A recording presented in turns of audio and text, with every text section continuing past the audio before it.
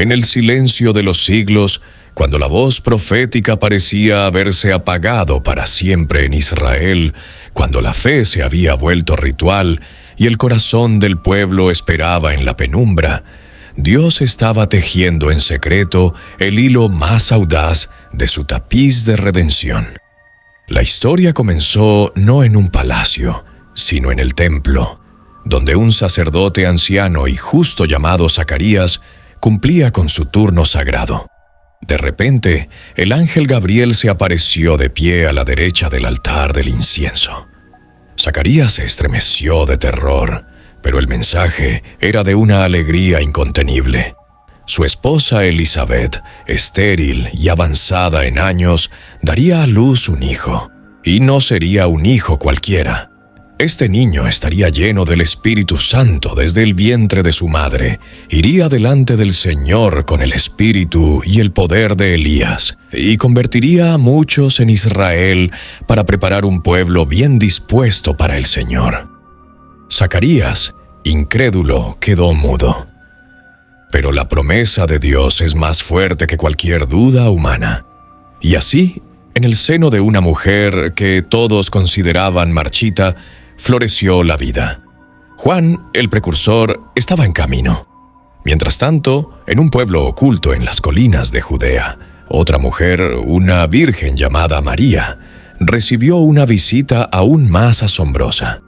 Cuando María, ya encinta por obra del Espíritu Santo, fue a visitar a su parienta Elisabet, ocurrió el primer milagro de la misión de Juan. Al oír María el saludo, la criatura saltó en el vientre de Elisabet. Fue un salto de reconocimiento, de alegría profética. Juan, aún no nacido, ya señalaba al Mesías desde las tinieblas del vientre materno. Elisabet, llena del Espíritu Santo, exclamó con voz potente: «Bendita tú entre las mujeres, y bendito el fruto de tu vientre. ¿Por qué se me concede esto a mí, que la madre de mi Señor venga a mí?» El precursor ya estaba cumpliendo su labor, anunciando la presencia del Cordero de Dios antes de ver la luz del sol. Juan nació, y en el día de su circuncisión todos esperaban que llevara el nombre de su padre. Pero Zacarías, aún mudo, pidió una tablilla y escribió: «Juan es su nombre». En ese instante su boca se abrió y su lengua se soltó y comenzó a alabar a Dios. El primer profeta en 400 años había llegado, y su nombre, Johanán, significaba «Dios es misericordioso». La misericordia de Dios, después de siglos de silencio, estaba a punto de hablar con una voz que clamaría en el desierto. El niño creció y se fortaleció en espíritu. Y cuando llegó el tiempo, en lugar de seguir el linaje sacerdotal de su padre, escuchó un llamado más profundo, una urgencia divina que lo llevó a los páramos desolados del desierto de Judea. Allí, lejos de la hipocresía religiosa de las ciudades, vestido con pelo de camello y un cinturón de cuero, alimentándose de langostas y miel silvestre, Juan se convirtió en una voz.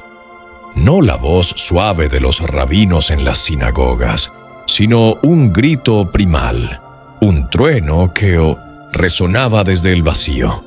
«Arrepentíos, porque el reino de los cielos se ha acercado». Su apariencia era tan impactante como su mensaje. Era Elías redivivo, la personificación de la ley y la llamada a la santidad. Y la gente, sedienta de autenticidad, de algo real, acudía en masa a él desde Jerusalén, toda Judea y toda la región del Jordán. Junto al río, donde Israel había cruzado para entrar en la tierra prometida, Juan administraba un bautismo de arrepentimiento para perdón de pecados. No era un ritual suave, era un acto de humillación pública. Fariseos y saduceos, llenos de orgullo por su linaje, se acercaban y él los confrontaba con la furia de un profeta antiguo. «Generación de víboras, ¿quién os enseñó a huir de la ira venidera? Haced, pues, frutos dignos de arrepentimiento, y no penséis decir dentro de vosotros mismos: a Abraham tenemos por padre. Porque yo os digo que Dios puede levantar hijos a Abraham aún de estas piedras. Su mensaje era claro: la herencia espiritual no era suficiente. Dios demandaba un cambio de corazón, evidenciado por una vida transformada. El que tiene 2 túnicas, declaraba, dé al que no tiene, y el que tiene que comer, haga lo mismo. A los publicanos les dijo: no exijáis más de lo que os está ordenado. A los soldados: no hagáis extorsión a nadie ni calumniéis, y contentaos con vuestro salario. Era un mensaje de justicia práctica, de ética del reino. La expectación crecía. Todos se preguntaban en sus corazones si acaso Juan sería el Cristo. Pero él, con una humildad que conmovía los cielos, lo negaba rotundamente. Yo a la verdad os bautizo en agua para arrepentimiento, proclamaba. Pero el que viene tras mí, cuyo calzado yo no soy digno de llevar, es más poderoso que yo. Él os bautizará en Espíritu Santo y fuego. Su aventador está en su mano, y limpiará su era, y recogerá su trigo en el granero, y quemará la paja en fuego que nunca se apagará. Juan conocía su lugar. Él era el amigo del novio, el que se regocija al oír la voz del novio. Él debía menguar para que el Mesías creciera, y entonces un día sucedió lo inesperado. Jesús de Nazaret llegó desde Galilea al Jordán para ser bautizado por él. Juan se resistió. Yo necesito ser bautizado por ti, ¿y tú vienes a mí? Él, que bautizaba a pecadores arrepentidos, veía frente a él al único hombre que no necesitaba arrepentirse. Pero Jesús insistió: deja ahora, porque así conviene que cumplamos toda justicia. Y cuando Jesús salió del agua, los cielos se abrieron. El Espíritu de Dios descendió como paloma y se posó sobre él, y una voz trina, la voz del Padre, resonó desde lo alto: Este es mi Hijo amado, en quien tengo complacencia. En ese momento, la misión de Juan alcanzó su clímax. Había señalado al Cordero. Al día siguiente, vio a Jesús que venía hacia él y declaró con toda la fuerza de su ser: He aquí el Cordero de Dios que quita el pecado del mundo. Este es aquel de quien yo dije: tras mí viene un varón, el cual es antes de mí, porque era primero que yo. 2 de sus propios discípulos, al oír esto, siguieron a Jesús. Uno de ellos era Andrés, quien luego encontraría a su hermano Pedro. Juan no buscaba discípulos para sí, los dirigía hacia la verdadera luz. Pero toda luz proyecta una sombra. La fidelidad de Juan a la verdad no conocía compromisos, ni siquiera frente al poder terrenal.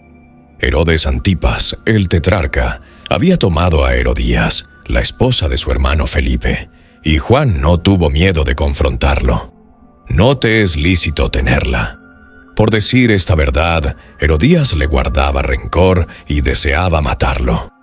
Herodes, aunque corrupto, sentía un temor supersticioso por Juan. Sabía que era un varón justo y santo, y lo protegía, y hasta lo escuchaba con gusto, aunque se quedaba perplejo.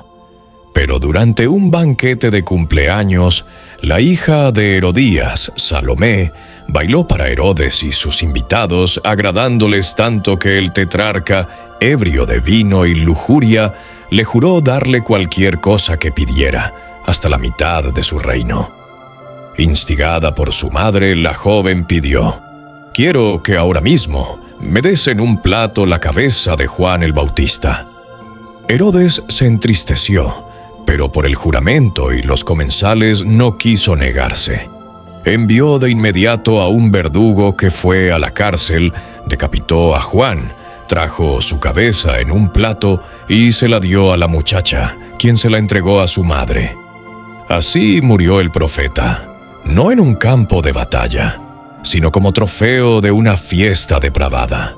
Su voz, que había clamado en el desierto, fue silenciada por el capricho de un rey débil y la venganza de una mujer perversa. Sus discípulos vinieron, tomaron su cuerpo y lo pusieron en un sepulcro, y luego fueron a dar la noticia a Jesús. La muerte de Juan parece una tragedia, un final abrupto y antiheroico, pero en el plan divino fue el sello de su ministerio. Él fue el último y el mayor de los profetas de la antigua alianza, el puente final entre la ley y la gracia. Jesús mismo dijo de él: «De cierto os digo, entre los que nacen de mujer no se ha levantado otro mayor que Juan el Bautista». Su vida fue un faro de integridad inquebrantable. Preparó el camino no solo con palabras, sino con su propia sangre. Su humildad para reconocer que su misión terminaba donde la de Jesús comenzaba es un ejemplo eterno para todos los siervos de Dios.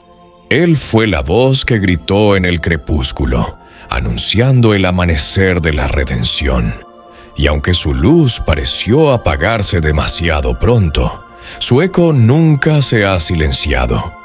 Hoy, su mensaje sigue resonando a través de los siglos, un llamado urgente a allanar los caminos de nuestro corazón, a bajar nuestros montes de orgullo y a levantar nuestros valles de desesperación, porque el Rey está a las puertas y su reino está más cerca de lo que creemos.